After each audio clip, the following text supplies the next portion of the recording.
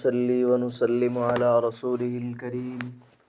أما بعد فأعوذ بالله من الشيطان الرجيم بسم الله الرحمن الرحيم وإذا قيل لهم آمنوا كما آمن الناس قالوا أنؤمن كما آمن السفهاء ألا إنهم هم السفهاء ولكن لا يعلمون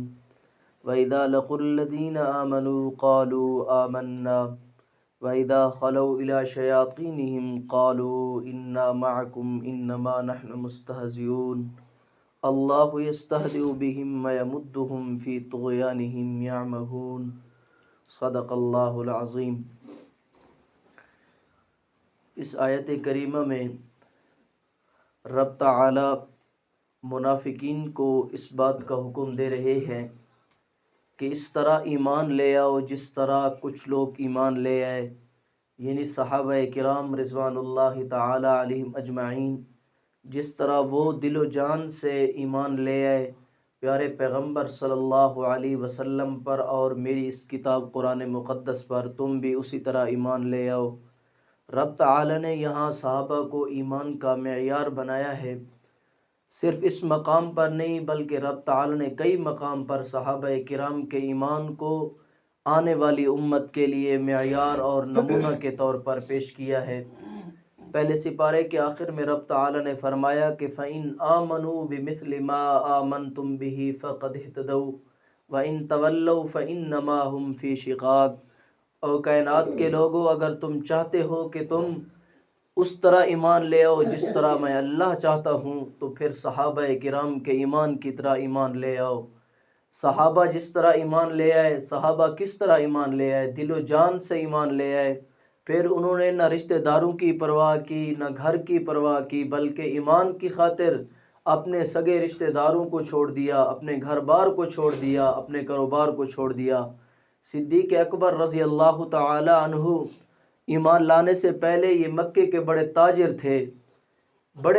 تھے، لیکن جب ایمان لے آئے اس طرح مشکلات آئیں کہ صدیق اکبر رضی اللہ تعالی عنہ نے اپنے جسم پر ٹاٹ پہنے۔ اور اسی طرح حضرت ابو ہریرہ رضی اللہ تعالی عنہ جب ایمان لے آئے تو کتنی قربانی دی کہ گھر آتے ہیں، والدہ ناراض ہے کہ تو نے اپنے باپ دادے کے دین کو چھوڑ دیا ہے، میں ناراض ہوں، میں کچھ کھاؤں گی نہیں، کچھ پیوں گی نہیں، میں اسی حالت میں مر جاؤں گی۔ حضرت ابو ہریرہ رضی اللہ تعالی عنہ نے فرمایا کہ میری امی، میں تجھ سے بہت زیادہ پیار کرتا ہوں، بہت زیادہ تجھ سے پیار کرتا ہوں، لیکن آپ صلی اللہ علیہ وسلم کی ذات سے پیاری تو مجھے نہیں ہے۔ سن میری امی، تیری ایک جان ہے، تو کہتی ہے کہ میں اس طرح مر جاؤں گی۔ اگر اللہ نے تجھے 100 جانیں دی ہوتی اور ایک کے بعد ایک جان تیری نکل جاتی، پھر بھی ابو ہریرہ آپ صلی اللہ علیہ وسلم کے ایمان سے نہ ہٹتا، اسی طرح توحید پر پکا رہتا اور آپ صلی اللہ علیہ وسلم کے ساتھ جڑا رہتا۔ اس طرح صحابہ کرام نے قربانیاں دی ہیں، اور تب ہی تو رب تعالی نے ان کے ایمان کو معیار حق بنایا کہ اگر صحابہ کی طرح ایمان لاؤ گے تو کامیاب ہوگے، اگر صحابہ کی طرح ایمان نہیں لاؤ گے وَإِن تَوَلَّوْا فَإِنَّمَا هُمْ فِي شِقَاقٍ، تو پھر بدبختی میں ہی رہو گے، پھر ہدایت پر تم نہیں آ سکتے صحابہ کے ایمان کو چھوڑ کر۔ تو جب ان کو کہا گیا کہ وَإِذَا قِيلَ لَهُمْ آمِنُوا كَمَا آمَنَ النَّاسُ، اے منافقو اس طرح ایمان لاؤ جس طرح انصار و مہاجرین ایمان لے آئے، قَالُوا أَنُؤْمِنُ كَمَا آمَنَ السُّفَهَاءُ، ان بدبختوں نے رب تعالی کی بات ماننے کے بجائے اعتراض کر دیا کہ ہم اس طرح ایمان لائیں جس طرح یہ نعوذ باللہ صحابہ کرام بے وقوف ایمان لے آئے۔ انہوں نے صحابہ کو بے وقوف کہا۔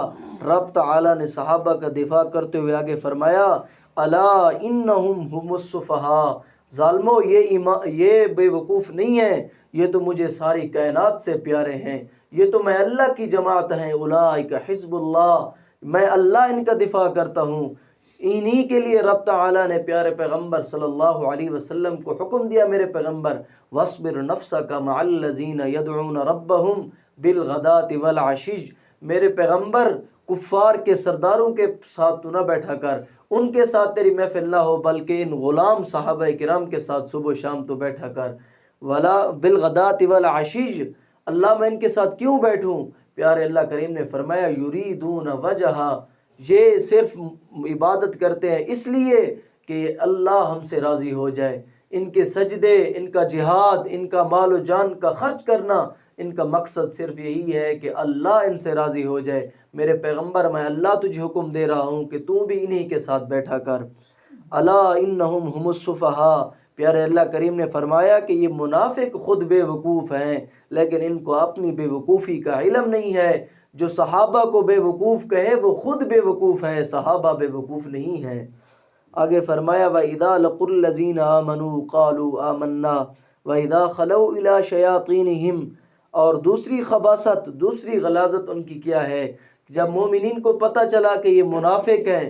دل سے یہ ایمان نہیں لائے بلکہ اوپر سے مسلمان ہونے کا دعویٰ کرتے ہیں، مومن ہونے کا دعویٰ کرتے ہیں، تو پھر یہ صحابہ کرام اور مسلمانوں کو تسلی دیتے ہوئے اپنا یقین دلانے کے لیے کہتے، جب خالص مومنین سے ملتے قالوا آمنا، ہم ایک اکیلے اللہ پر ایمان لے آئے ہیں، منافق کہتے مسلمانوں کے سامنے، اور ان کی حالت یہ تھی جب یہ کفار کے سامنے جاتے وَإِذَا خَلَوْا إِلَىٰ شَيَاطِينِهِمْ، اپنے بےایمان اور شیطان سرداروں کے پاس جب جاتے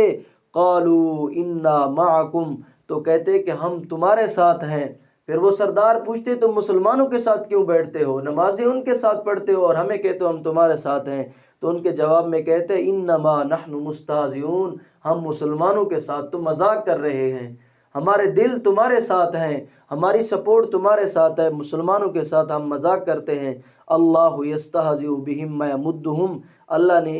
ان کا جواب دیا اور فرمایا کہ اللہ بھی تم سے مذاق کر رہا ہے، یعنی اللہ تمہیں تمہارے اس مذاق کا عذاب دے گا، اس انجام تک تمہیں پہنچائے گا کہ جس طرح تم مسلمانوں کا مذاق اڑاتے ہو۔ وَيُمِدُّهُمْ فِي طُغْيَانِهِمْ يَعْمَهُونَ، اور اللہ تعالیٰ فرماتے ہیں میں ان کو اور بڑھاتا جا رہا ہوں، سرکشی میں، کفر میں، ان کی منافقت میں میں ان کو مہلت دے رہا ہوں، دیکھتا ہوں یہ کتنے تک اسلام کو مٹا سکتے ہیں، کتنا ان کی قوتیں اور ان کی تدبیریں کام کرتی ہیں اسلام کو مٹانے کی، میں ان کو مہلت دیتے جا رہا ہوں۔ وَيَمُدُّهُمْ فِي طُغْيَانِهِمْ يَعْمَهُونَ، اور یہ اپنی سرکشی کے اندر اندھے ہیں، ان کو اسلام جیسی روشنی نظر نہیں آتی، پیارے پیغمبر صلی اللہ علیہ وسلم جیسے سچے چہرے کا حیا ان کے دل کے اندر نہیں ہے، یہ اپنی سرکشی کے اندر اندھے ہیں، ان کو کچھ نظر نہیں آتا۔ رب تعالیٰ سے دعا ہے عمل کرنے کی توفیق عطا فرمائے۔ وما علینا الا البلاغ۔